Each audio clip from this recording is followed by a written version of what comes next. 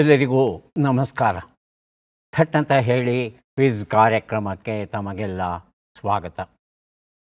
ನಮ್ಮ ಭೂಮಿಯ ಮೇಲೆ ಜೀವರಾಶಿ ಉದಯಿಸಿದಾಗ ಅದು ಏಕಕಣ ರೂಪದಲ್ಲಿ ಇತ್ತು.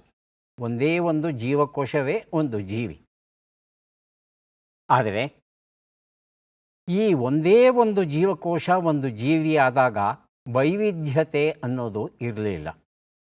ಪ್ರಕೃತಿಗೆ ಅನ್ನಿಸ್ತೋ ವೈವಿಧ್ಯತೆ ಬೇಕು ಅಂತ. ಈ ಒಂದು ಹಿನ್ನೆಲೆಯಲ್ಲಿ ಲಿಂಗಗಳನ್ನು ಸೃಷ್ಟಿ ಮಾಡ್ತೋ ಪ್ರಕೃತಿ, ಗಂಡು ಮತ್ತು ಹೆಣ್ಣು ಅಂತ. ಗಂಡು ಮತ್ತು ಹೆಣ್ಣು ಇವೆರಡರ ಸಂಯುಗದಿಂದ ಹೊಸ ಜೀವ, ಹೊಸ ಸಂತಾನ ಏನು ಉತ್ಪಾದನೆಯಾಗುತ್ತೆ ಅದು ವೈವಿಧ್ಯಮಯ ಜೀವರಾಶಿಗಳ ಉಗಮಕ್ಕೆ ಕಾರಣವಾಗಿದೆ. ಇವತ್ತು 87 ಲಕ್ಷಕ್ಕೂ ಹೆಚ್ಚು ಜೀವರಾಶಿಗಳು ನಮ್ಮ ಭೂಮಿಯ ಮೇಲೆ ಇವೆ ಅಂತ ನಾವು ತಿಳ್ಕೊಂಡಿದ್ದೇವೆ. ಅವುಗಳಲ್ಲಿ ಸರ್ವೋತ್ಕೃಷ್ಟವಾದದ್ದು ಮನುಷ್ಯ ಜೀವಿ ಅಂತ ನಮ್ಮ ನಂಬಿಕೆ. ಈ ಮನುಷ್ಯ ಜೀವಿಗಳಲ್ಲಿ ಇರ್ತಕ್ಕಂಥ ಈ ಗಂಡು ಮತ್ತು ಹೆಣ್ಣು, ಇವರಲ್ಲಿ ಯಾರು ಶಕ್ತರು, ಯಾರು ದುರ್ಬಲರು? ಸಮಾಜ ಹೇಳುತ್ತೆ ಗಂಡೇ ಶಕ್ತಿಶಾಲಿ, ಹೆಣ್ಣು ದುರ್ಬಲರು ಅಂತ. ಆದರೆ ವಿಜ್ಞಾನ ಹೇಳುತ್ತೆ ಗಂಡಿಗೂ ಹೆಣ್ಣಿಗೂ ಏನೂ ವ್ಯತ್ಯಾಸ ಇಲ್ಲ. ಗಂಡಲ್ಲಿ ಕೆಲವು ವಿಶೇಷವಾದ ಶಕ್ತಿ ಸಾಮರ್ಥ್ಯಗಳು ಇದ್ದರೆ, ಹೆಣ್ಣು ಮಕ್ಕಳಲ್ಲಿ ಅವರದ್ದೇ ಆದ ಶಕ್ತಿ ಸಾಮರ್ಥ್ಯಗಳು ಇರುತ್ತೆ. ಗಂಡು ಹೆಣ್ಣು ಇಬ್ಬರು ಮನಸ್ಸು ಮಾಡಿದ್ರೆ ಮಾತ್ರ ಬದುಕು, ಸಂಸಾರ, ಸಮಾಜ ಸರಾಗವಾಗಿ ಸಾಗುತ್ತೆ ಅಂತ ಹೇಳುತ್ತೆ ವಿಜ್ಞಾನ.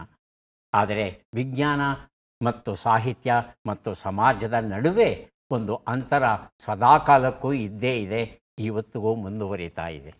ಯಾಕೆ ಇಷ್ಟು ದೊಡ್ಡ ಪೀಠಿಕೆಯನ್ನು ಆಗ್ತಾ ಇದ್ದೀನಿ ಅಂತ ಹೇಳ್ತಂದರೆ, ಒಂದು ಸೊಗಸಾದ ಪುಸ್ತಕ ಕನ್ನಡದಲ್ಲಿ ಪ್ರಕಟವಾಗಿದೆ. ಅದುವೇ ಹೆಣ್ಣು ಮನ ಮಹಿಳಾ ಪರ ಕಾಳಜಿಯ ಚಿಂತನ ಮಾಲಿಕೆ. ಡಾಕ್ಟರ್ KS ಪವಿತ್ರ ಅವರು ಬರೆದಿರುವಂಥ ಪುಸ್ತಕ. ಡಾಕ್ಟರ್ KS ಪವಿತ್ರ ಅವರು ವೃತ್ತಿಯಿಂದ ಮನೋವೈದ್ಯೆ, ಪ್ರವೃತ್ತಿಯಿಂದ ಭರತನಾಟ್ಯ ನೃತ್ಯಪಟು ಆಕೆ. ಈ ಎರಡನ್ನೂ ಸಮರ್ಥವಾಗಿ ಬಳಸಿಕೊಂಡು ಸಾಹಿತ್ಯ ಲೋಕದಲ್ಲಿ ತಮ್ಮದೇ ಆದ ಛಾಪನ್ನು ಮೂಡಿಸಿ ಈಗಾಗಲೇ 50ಕ್ಕೂ ಹೆಚ್ಚು ಪುಸ್ತಕಗಳನ್ನು ಬರೆದು 51ನೇ ಪುಸ್ತಕವಾಗಿ ಹೆಣ್ಣು ಮನ ಎನ್ನುವ ಈ ಒಂದು ಪುಸ್ತಕವನ್ನು ಲೋಕಾರ್ಪಣೆ ಮಾಡಿದ್ದಾರೆ. ಹೆಸರೇ ಹೇಳುವ ಹಾಗೆ ಇದು ಹೆಣ್ಣಿನ ಮನಸ್ಸಿಗೆ, ಹೆಣ್ಣಿನ ಬದುಕಿಗೆ ಸಂಬಂಧಪಟ್ಟಂಥ ಹಲವು ಲೇಖನಗಳನ್ನು ಒಳಗೊಂಡಂಥ ಪುಸ್ತಕ. ಹೆಣ್ಣಿನ ಬದುಕಿನ ಬಗ್ಗೆ ಹಲವು ಒಳನೋಟಗಳನ್ನು ಕೊಡುವಂತಹ ಸೊಗಸಾದ ಪುಸ್ತಕ ಇದು. ಮನೋವೈಜ್ಞಾನಿಕ ಹಿನ್ನೆಲೆಯಲ್ಲಿ ಲೇಖಕಿ ಹೇಳ್ತಾರೆ, ಪ್ರತಿಯೊಬ್ಬ ವ್ಯಕ್ತಿಯ ಮನಸ್ಸಲ್ಲೂ ಗಂಡಿನ ಅಂಶವೂ ಇರುತ್ತೆ, ಹೆಣ್ಣಿನ ಅಂಶವೂ ಇರುತ್ತೆ.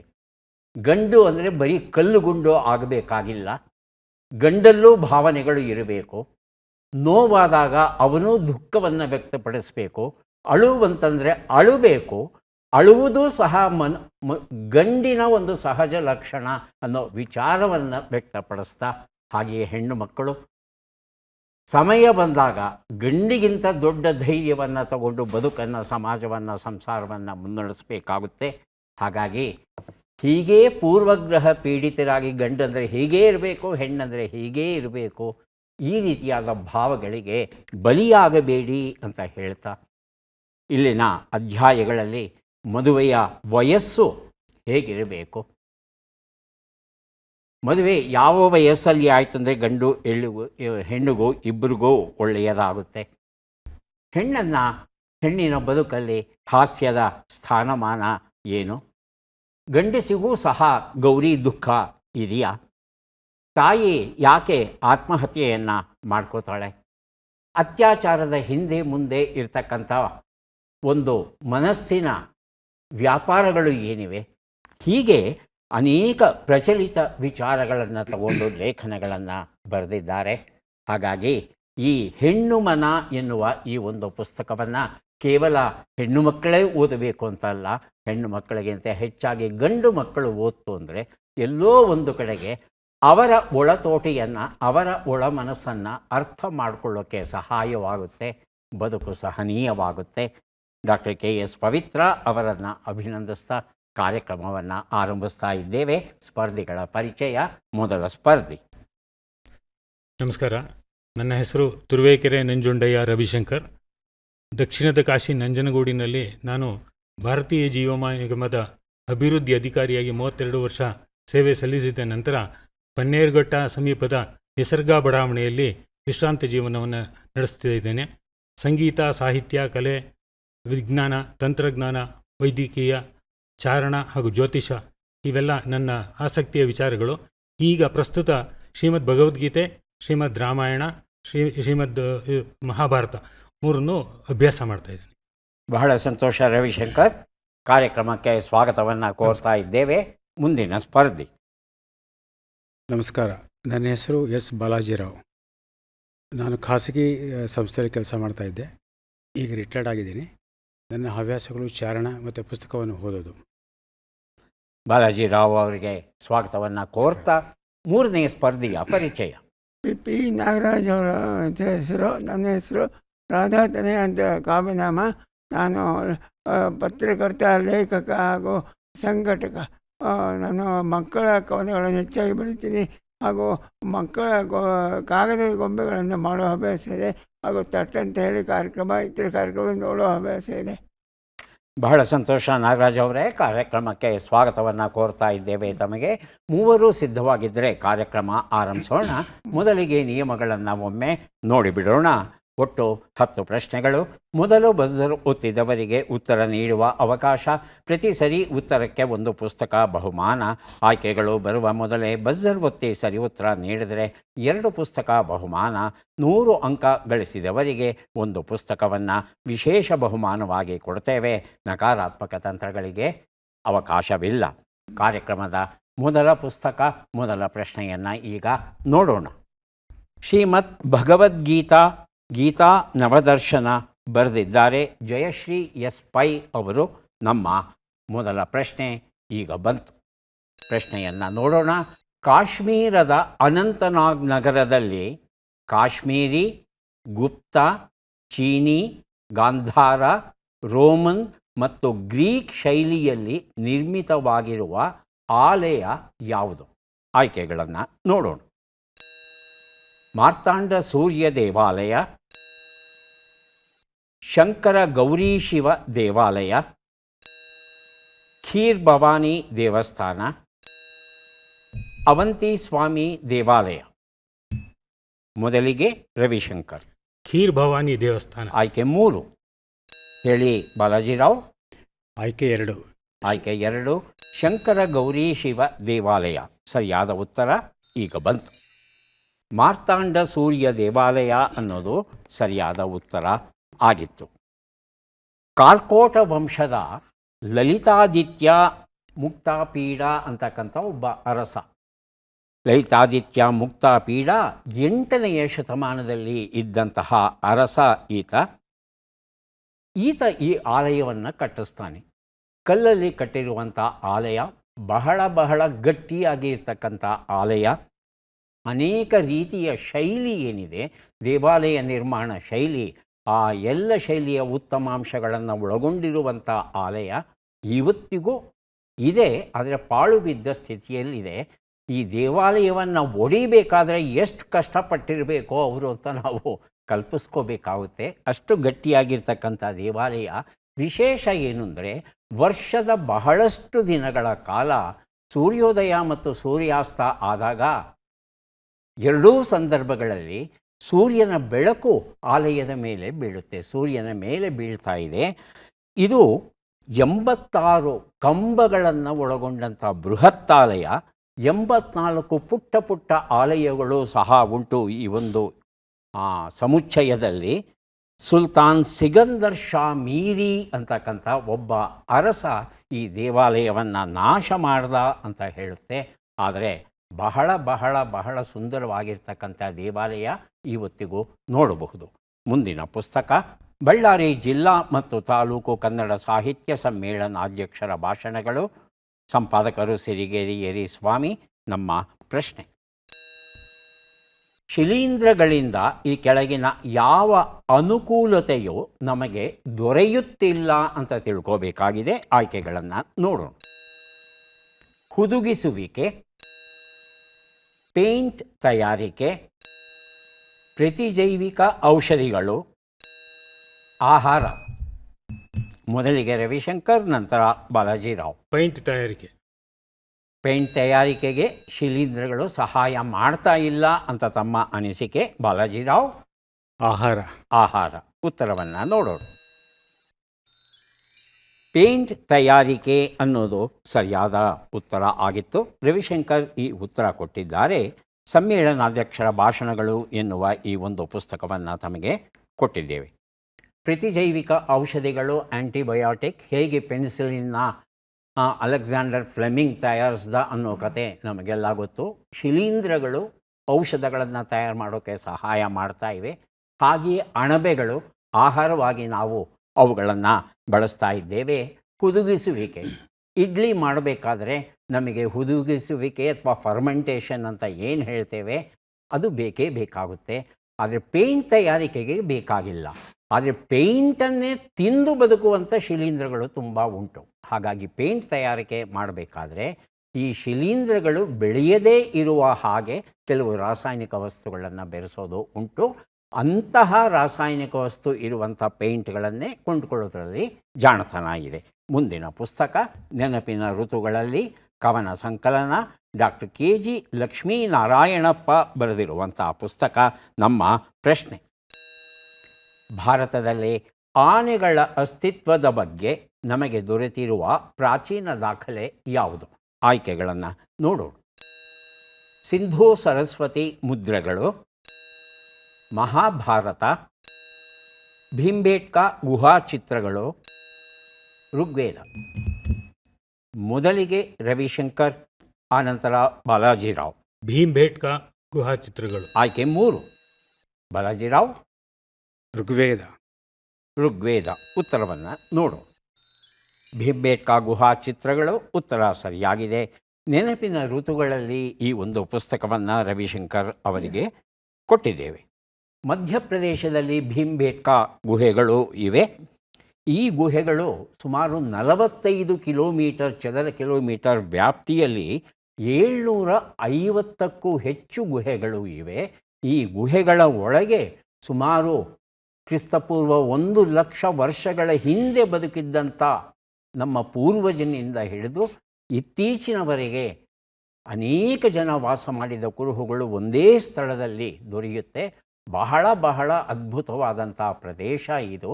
ಈ ಒಂದು ಪ್ರದೇಶದಲ್ಲಿ ಆನೆಗಳು ಇದ್ದುವು. ಅವುಗಳನ್ನು ಬೇಟೆಯಾಡ್ತಾ ಇದ್ದರು, ಅವುಗಳನ್ನು ಪಳಗಿಸಿಕೊಂಡು ಸವಾರಿ ಮಾಡ್ತಾ ಇದ್ದರು, ಇತ್ಯಾದಿ ಅನೇಕ ಮಾಹಿತಿಗಳು ನಮಗೆ ದೊರೀತಾ ಇದೆ. ಹಾಗಾಗಿ ನಮ್ಮ ದೇಶದಲ್ಲಿ ಆನೆಗಳ ಅಸ್ತಿತ್ವ ಮೊದಲ ಬಾರಿಗೆ ದೊರೆಯೋದು ಭೀಂಬೇಟ್ಕಾ ಗುಹೆಗಳಲ್ಲಿ. ಈ ಭೀಂಬೇಟ್ಕಾ ಗುಹೆಗಳನ್ನು ನೋಡಬೇಕು, ಅಧ್ಯಯನ ಮಾಡಬೇಕು ಅಂದರೆ 1 ವರ್ಷ ತಗೊಂಡ್ರೂ ಸಾಕಾಗದು. ಅಷ್ಟು ಸಂಪತ್ತು, ಜ್ಞಾನ ಸಂಪತ್ತು ಉಂಟು ಈ ಒಂದು ಪ್ರದೇಶದಲ್ಲಿ. ವೀರ ಸಿಂಧೂರ ಲಕ್ಷ್ಮಣ, ಕೌಂಡಿನ್ಯ ಅವರು ಬರೆದಂಥ ಸೊಗಸಾದ ಕೃತಿ. ನಮ್ಮ ಪ್ರಶ್ನೆ: 1970ರಲ್ಲಿ ಬಿಡುಗಡೆಯಾದ ಅರಿಶಿನ ಕುಂಕುಮ ಚಿತ್ರದಲ್ಲಿ ದ.ರಾ ಬೇಂದ್ರೆಯವರ ಯಾವ ಹಾಡನ್ನು ಬಳಸಿದ್ದರು? ಹೇಳಿ ನಾಗರಾಜ್. ಇಳಿದು ಬಾ ತಾಯಿ. ಇಳಿದು ಬಾ ತಾಯಿ, ಇಳಿದು ಬಾ. ಆಯ್ಕೆಗಳನ್ನು ನೋಡೋಣ. ಇಳಿದು ಬಾ ತಾಯಿ, ಇಳಿದು ಬಾ, ಅಳುವ ಕಡಲೊಳು ತೇಲಿ ಬರುತ್ತಿದೆ, ಮೂಡಲ ಮನೆಯ ಮುತ್ತಿನ ನೀರಿನ. 4ನೇದು ಉತ್ತರ ಧ್ರುವದಿಂ ದಕ್ಷಿಣ ಧ್ರುವಕ್ಕೂ. ರವಿಶಂಕರ್. ಮೂಡಲ ಮನೆಯ ಮುತ್ತಿನ ನೀರಿನ. ಉತ್ತರವನ್ನು ನೋಡೋಣ. ಸರಿಯಾದ ಉತ್ತರ ಇಳಿದು ಬಾ ತಾಯಿ, ಇಳಿದು ಬಾ ಅನ್ನೋದು ಸರಿಯಾದ ಉತ್ತರ ಆಗಿತ್ತು. ನಾಗರಾಜ್ ಈ ಉತ್ತರವನ್ನು ಆಯ್ಕೆಗಳು ಬರೋದಕ್ಕೆ ಮೊದಲೇ ಕೊಟ್ಟಿದ್ದಾರೆ. ಹಾಗಾಗಿ ವೀರ ಸಿಂಧೂರ ಲಕ್ಷ್ಮಣ ಈ ಒಂದು ಪುಸ್ತಕ, ಜೊತೆಗೆ ಶ್ರೀಮದ್ ಭಗವದ್ಗೀತಾ ಎನ್ನುವ ಇನ್ನೊಂದು ಪುಸ್ತಕ, 2 ಪುಸ್ತಕವನ್ನು ಕೊಟ್ಟಿದ್ದೇನೆ ನಾಗರಾಜ್ ಅವರಿಗೆ. KSL ಸ್ವಾಮಿ ಅವರು ನಿರ್ದೇಶನ ಮಾಡಿದ್ರು ಈ ಒಂದು ಚಿತ್ರವನ್ನು. ಕಲ್ಯಾಣ್ ಕುಮಾರ್, ರಾಜೇಶ್, ಕಲ್ಪನಾ, ಅಶ್ವಥ್ ಮುಂತಾದವರು ಅಭಿನಯಿಸಿದ್ರು ಈ ಚಿತ್ರದಲ್ಲಿ. ವಿಜಯ ಭಾಸ್ಕರ್ ಅವರು ಸಂಗೀತವನ್ನು ನೀಡಿದ್ರು. ಪಿ ಬಿ ಶ್ರೀನಿವಾಸ್ ಅವರು ಬೇಂದ್ರೆಯವರ ಈ ಸೊಗಸಾದ ಗೀತೆಯನ್ನು ಹಾಡಿದ್ರು. ಇವತ್ತಿಗೂ ಸಹ ಪರವಶಗೊಳ್ಳುವ ಹಾಗೆ ಇದೆ ಆ ಒಂದು ಹಾಡನ್ನು ಕೇಳ್ತಾ ಇದ್ರೇ ನಾವು ಎಲ್ಲೋ ಮರ್ತು ಹೋಗ್ತೇವೆ. 1972ರಲ್ಲಿ ದೇವಾಂಶಂ ಅನ್ನೋ ಹೆಸರಲ್ಲಿ ಈ ಚಿತ್ರ ಮರುಚಿತ್ರಣವಾಯಿತು ಮಲಯಾಳಿ ಭಾಷೆಯಲ್ಲಿ. ಮುಂದಿನ ಪುಸ್ತಕ ಕೃಷಿ ರಸಾಯನ. ಲೇಖಕರು ಡಾಕ್ಟರ್ ಶರಶ್ಚಂದ್ರ ರಾನಡೆ ಅವರು. ನಮ್ಮ ಪ್ರಶ್ನೆ ಈಗ ಬಂತು. ಪ್ರಶ್ನೆಯನ್ನು ನೋಡೋಣ. ಬಿಟ್ಟಕ್ಷರಗಳನ್ನು ತುಂಬಿ. ನ, ಲೋ, ಸು, ಪ, ನ.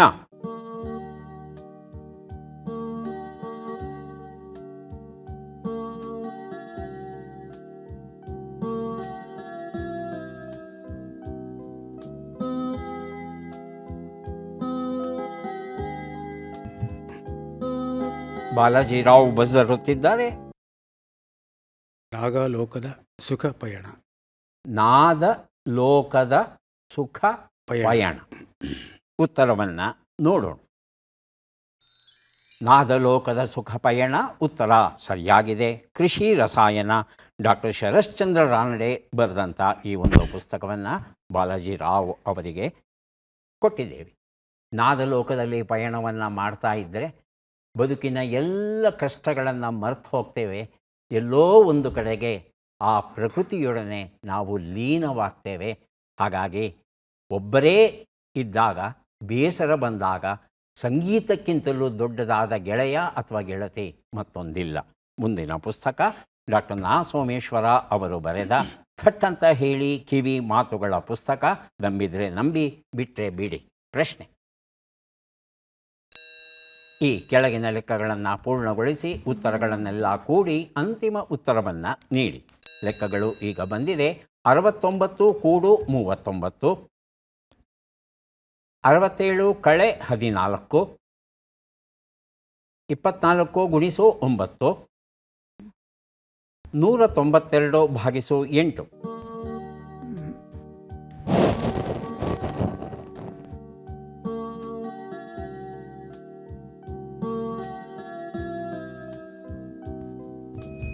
ಬಜರುತ್ತಿದ್ದಾರೆ ರವಿಶಂಕರ್. ಅಂತಿಮ ಉತ್ತರ 404, 404.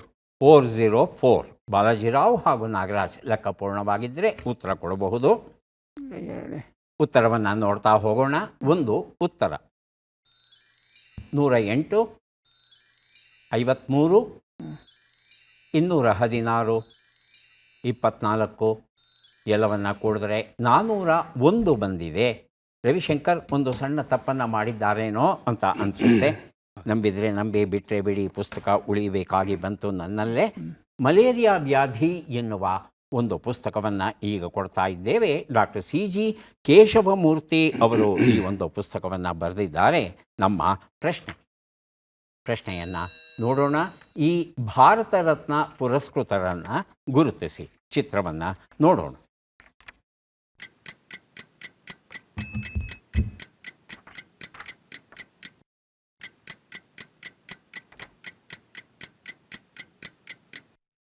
ಆಯ್ಕೆಗಳು ಬರೋದಕ್ಕೆ ಮೊದಲು ಬಾಲಾಜಿರಾವ್ ಹಾಗೂ ನಾಗರಾಜ್ ಬರೆದಿರುತ್ತಿದ್ದಾರೆ.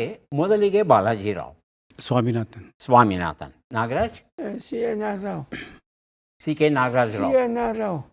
CNR ರಾವ್. ಆಯ್ಕೆಗಳನ್ನು ನೋಡೋಣ. MS ಸ್ವಾಮಿನಾಥನ್, ವರ್ಗೀಸ್ ಕುರಿಯನ್, ಹರಗೋವಿಂದ್ ಖೊರಾನ, ಮೈಲುಸ್ವಾಮಿ ಅಣ್ಣಾದೊರೈ. ಉತ್ತರವನ್ನು ನೋಡೋಣ. MS ಸ್ವಾಮಿನಾಥನ್ ಉತ್ತರ ಸರಿಯಾಗಿದೆ. ಈ ಉತ್ತರವನ್ನು ಬಾಲಾಜಿರಾವ್ ಅವರು ಆಯ್ಕೆಗಳು ಬರೋದಕ್ಕೆ ಮೊದಲೇ ತಾವು ಕೊಟ್ಟಿದ್ದೀರಿ. ಮಲೇರಿಯಾ ವ್ಯಾಧಿ ಎನ್ನುವ ಈ ಒಂದು ಪುಸ್ತಕ, ಜೊತೆಗೆ ನಂಬಿದರೆ ನಂಬಿ, ಬಿಟ್ಟರೆ ಬಿಡಿ ಎನ್ನುವ ಇನ್ನೊಂದು ಪುಸ್ತಕ. 2 ಪುಸ್ತಕವನ್ನು ಬಾಲಾಜಿರಾವ್ ಅವರಿಗೆ ಕೊಟ್ಟಿದ್ದೇವೆ. ಸ್ವಾಮಿನಾಥನ್ ಅವರಿಗೆ ನಮ್ಮ ದೇಶದ ಅತ್ಯುನ್ನತ ನಾಗರಿಕ ಪ್ರಶಸ್ತಿ ಭಾರತ ರತ್ನ ಇತ್ತೀಚೆಗಷ್ಟೇ ನಾವು ಘೋಷಿಸಿದ್ದೇವೆ. ಮನಕೊಂಬು ಸಾಂಬಶಿವನ್ ಸ್ವಾಮಿನಾಥನ್ ಇವರ ಪೂರ್ಣ ಹೆಸರು. ಮೂಲತಃ ಕೃಷಿ ವಿಜ್ಞಾನಿ. ಸಸ್ಯ ತಳಿ ಕ್ಷೇತ್ರ ಇವರ ಆಸಕ್ತಿ. ಭಾರತದಲ್ಲಿ ಹಸಿರು ಕ್ರಾಂತಿ ಗ್ರೀನ್ ರೆವಲ್ಯೂಷನ್ ಉಂಟಾಗೋದಕ್ಕೆ ಪ್ರಮುಖ ವ್ಯಕ್ತಿ ಇವರು. ರಾಮನ್ ಮ್ಯಾಗ್ಸೆಸೆ ಪ್ರಶಸ್ತಿ ಬಂದಿದೆ. ವರ್ಲ್ಡ್ ಫುಡ್ ಪ್ರೈಸ್ ಪ್ರಶಸ್ತಿ ಬಂದಿದೆ. ಕಳೆದ ವರ್ಷವಷ್ಟೇ ತಮ್ಮ 98ನೆಯ ವಯಸ್ಸಿನಲ್ಲಿ ಇವರು ನಮ್ಮನ್ನು ಬಿಟ್ಟು ಅಗಲಿದರು. ಮರಣೋತ್ತರವಾಗಿ ಇವರಿಗೆ ಭಾರತ ರತ್ನ ಗೌರವವನ್ನು ನೀಡಿದೆ ನಮ್ಮ ದೇಶ. ಮುಂದಿನ ಪುಸ್ತಕ ನಾಗಾಭರಣ ಸಿನಿಮಾವರಣ. ಸಂಪಾದಕರು ಡಾಕ್ಟರ್ ಗುಬ್ಬಿಗೂಡು ರಮೇಶ್ ಹಾಗೂ ಡಾಕ್ಟರ್ NK ಪದ್ಮನಾಭ. ಪ್ರಶ್ನೆ: ಈ ಅಕ್ಷರಗಳನ್ನು ಸರಿಯಾಗಿ ಜೋಡಿಸಿ. ಹಿ, ಓ, ಹು, ಕು, ಗೆ, ರಿ, ಳು, ಲ, ಬ.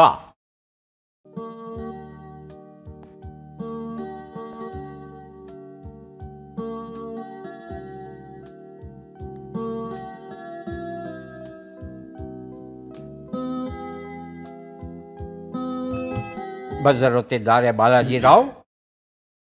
ಒಳಗೆ ಬರೀ ಹುಳುಕು.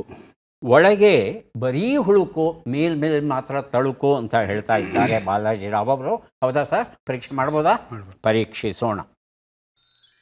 ಒಳಗೆ ಬರೀ ಹುಳುಕು ಉತ್ತರ ಸರಿಯಾಗಿದೆ. ನಾಗಾಭರಣ ಸಿನಿಮಾವರಣ ಈ ಒಂದು ಪುಸ್ತಕವನ್ನು ಕೊಡ್ತಾ ಇದ್ದೇನೆ ಬಾಲಾಜಿರಾವ್ ಅವರಿಗೆ. 3 ಪುಸ್ತಕವನ್ನು ಕೊಡೋಕೆ ಸಿದ್ಧವಾಗಿದ್ದೇವೆ. ಪದಬಂಧ ಈಗ ಬಂತು. ಸುಳುಹುಗಳನ್ನು ನೋಡೋಣ. ಸುಳುಹುಗಳು: ಜೇಡಿ ಮಣ್ಣು ಹೀಗಿರುತ್ತದೆಯಂತೆ, ಹೂವಿನ ಮೊಗ್ಗು, ಒಣಗು, ಕುಂದು.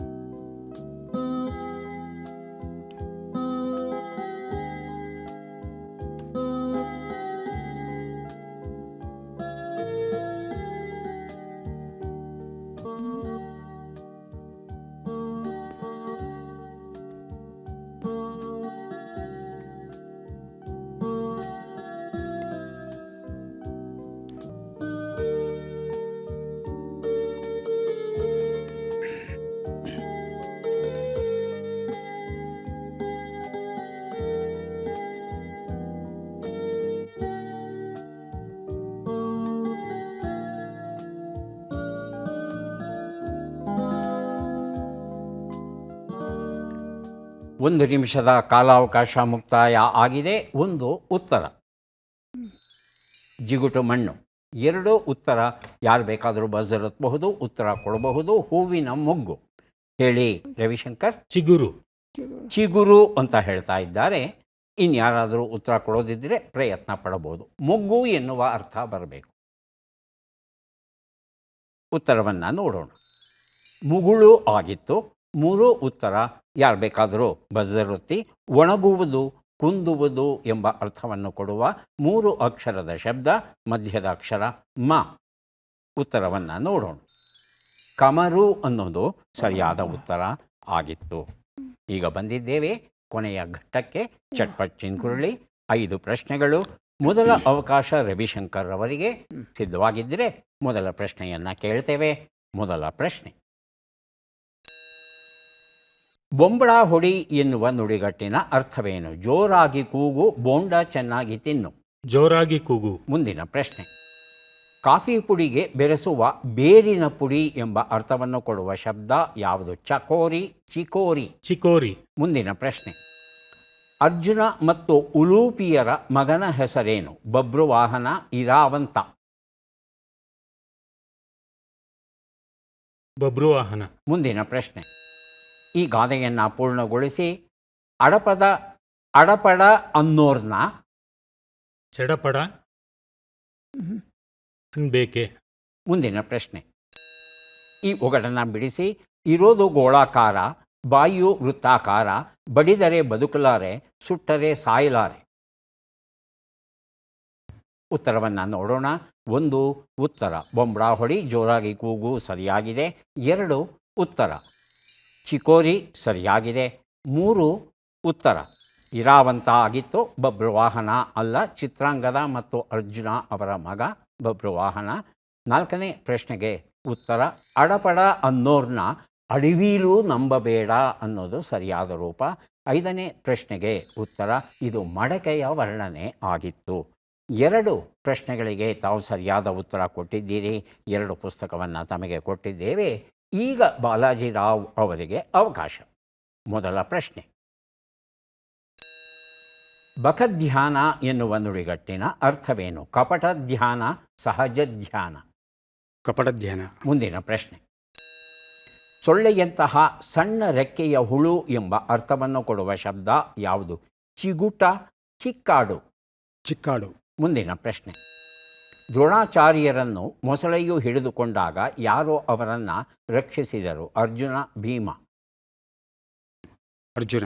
ಮುಂದಿನ ಪ್ರಶ್ನೆ, ಈ ಗಾದೆಯನ್ನು ಪೂರ್ಣಗೊಳಿಸಿ ಅಡ್ಡದಿಡ್ಡಿ ಮಾತಾಡಿ. ಮುಂದಿನ ಪ್ರಶ್ನೆ, ಈ ಒಗಟನ್ನು ಬಿಡಿಸಿ. ಉತ್ತಲಿಲ್ಲ, ಬಿತ್ತಲಿಲ್ಲ, ಕುಯ್ಯಲಿಲ್ಲ, ಕಟ್ಟಲಿಲ್ಲ, ಪುಟ್ಟಮ್ಮನ ಹೊತ್ತು ಮಾರಿದರೆ ಬುಟ್ಟಿ ತುಂಬ ಹೊನ್ನು. ಉತ್ತರವನ್ನು ನೋಡ್ತಾ ಹೋಗೋಣ. 1 ಉತ್ತರ ಬಕಧ್ಯಾನ, ಕಪಟ ಧ್ಯಾನ ಸರಿಯಾಗಿದೆ. 2 ಉತ್ತರ ಚಿಕ್ಕಾಡು ಸರಿಯಾಗಿದೆ. 3 ಉತ್ತರ ಅರ್ಜುನ ಸರಿಯಾಗಿದೆ. 4 ಉತ್ತರ ಅಡ್ಡದಿಡ್ಡಿ ಮಾತಾಡಿ ಗಡ್ಡ ಕೇಳಿಸ್ಕೊಂಡ, ಇದು ಸರಿಯಾದ ರೂಪ. 5ನೇ ಪ್ರಶ್ನೆಗೆ ಉತ್ತರ ಮೀನು ಆಗಿತ್ತು. 3 ಪ್ರಶ್ನೆಗಳಿಗೆ ತಾವು ಸರಿಯಾದ ಉತ್ತರ ಕೊಟ್ಟಿದ್ದೀರಿ. ಹಾಗಾಗಿ 3 ಪುಸ್ತಕಗಳನ್ನು ತಮಗೆ ಕೊಟ್ಟಿದ್ದೇವೆ. ಈಗ ನಾಗರಾಜ್ ಅವರಿಗೆ ಅವಕಾಶ. ಸಿದ್ಧವಾಗಿದ್ದೀರಾ? ಮೊದಲ ಪ್ರಶ್ನೆ, ಬಕರ ಎನ್ನುವ ನುಡಿಗಟ್ಟಿನ ಅರ್ಥವೇನು? ಪೆದ್ದ, ಕುರಿ? ಪೆದ್ದ. ಮುಂದಿನ ಪ್ರಶ್ನೆ, ಬಂಗಾರ ಬೆಳ್ಳಿಯನ್ನು ತೂಗುವ ಚಿಕ್ಕ ತಕ್ಕಡಿ ಎನ್ನುವ ಅರ್ಥವನ್ನು ಕೊಡುವ ಶಬ್ದ ಯಾವುದು? ಚಿಂತಾಲು, ಚಿಂತಾಕು? ಚಿಂತಾಲು. ಮುಂದಿನ ಪ್ರಶ್ನೆ, ದ್ರೋಣಾಚಾರ್ಯರಿಗೆ ಗುರುದಕ್ಷಿಣೆ ಎಂದು ಅರ್ಜುನನು ಯಾರನ್ನು ಸೆರೆ ಹಿಡಿದು ಒಪ್ಪಿಸಿದ? ದ್ರುಪದ, ವಿರಾಟ? ದೃಪದ. ಮುಂದಿನ ಪ್ರಶ್ನೆ, ಈ ಗಾದೆಯನ್ನು ಪೂರ್ಣಗೊಳಿಸಿ. ಅಡಿಗೆ ಮಾಡೋನು ಒಬ್ಬನಾದರೆ? ತಿನ್ನೋನು ಎಷ್ಟು ಜನ? 10 ಜನ. 5ನೇ ಪ್ರಶ್ನೆ, ಈ ಒಗಟನ್ನು ಬಿಡಿಸಿ. ಊದಾ ಸೀರೆ ಗರತಿ, ಮರದ ಮೇಲೆ ಇರುತಿ, ಒದೆ ಕೊಟ್ಟರೆ ಬೀಳುತಿ. ಉತ್ತರವನ್ನು ನೋಡ್ತಾ ಹೋಗೋಣ. 1 ಉತ್ತರ ಬಕರ, ಪೆದ್ದ ಸರಿಯಾಗಿದೆ. 2 ಉತ್ತರ ಚಿಂತಾಲು ಸರಿಯಾಗಿದೆ. 3 ಉತ್ತರ ದ್ರುಪದ ಸರಿಯಾಗಿದೆ. 4 ಉತ್ತರ ಅಡಿಗೆ ಮಾಡೋನು ಒಬ್ಬನಾದರೆ ಹದ ನೋಡೋರು 9 ಜನ, ಇದು ಸರಿಯಾದ ರೂಪ. 5ನೇ ಪ್ರಶ್ನೆಗೆ ಉತ್ತರ ಇದು ನೇರಳೆ ಹಣ್ಣಿನ ವರ್ಣನೆ ಆಗಿತ್ತು. 3 ಪ್ರಶ್ನೆಗಳಿಗೆ ತಾವು ಸರಿಯಾದ ಉತ್ತರವನ್ನು ಕೊಟ್ಟಿದ್ದೀರಿ. ಹಾಗಾಗಿ 3 ಪುಸ್ತಕಗಳನ್ನು ತಮಗೆ ಕೊಡ್ತಾ ಇದ್ದೇವೆ. ಯಾರಿಗೆ ಎಷ್ಟು ಪುಸ್ತಕ ಬಂದಿದೆ ಅದನ್ನು ನೋಡುವ ಕ್ಷಣ ಈಗ ಬಂತು. ಮೊದಲು ರವಿಶಂಕರ್ ಅವರಿಗೆ ದೊರೆಯುತ್ತಾ ಇದೆ 4 ಪುಸ್ತಕಗಳನ್ನು ಸ್ವೀಕರಿಸಿ ಕಾರ್ಯಕ್ರಮದಲ್ಲಿ ಭಾಗಿಯಾಗಿದ್ದಕ್ಕೆ ತಮಗೆ ಧನ್ಯವಾದಗಳನ್ನು ಅರ್ಪಿಸ್ತಾ ಇದ್ದೇವೆ.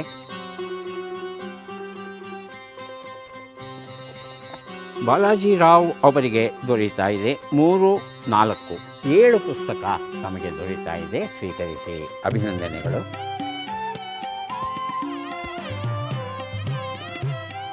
ನಾಗರಾಜ್ ಅವರಿಗೆ 3, 2, 5 ಪುಸ್ತಕ ಸಿಗ್ತಾ ಇದೆ. ಸ್ವೀಕರಿಸಿ ಅಭಿನಂದನೆಗಳು.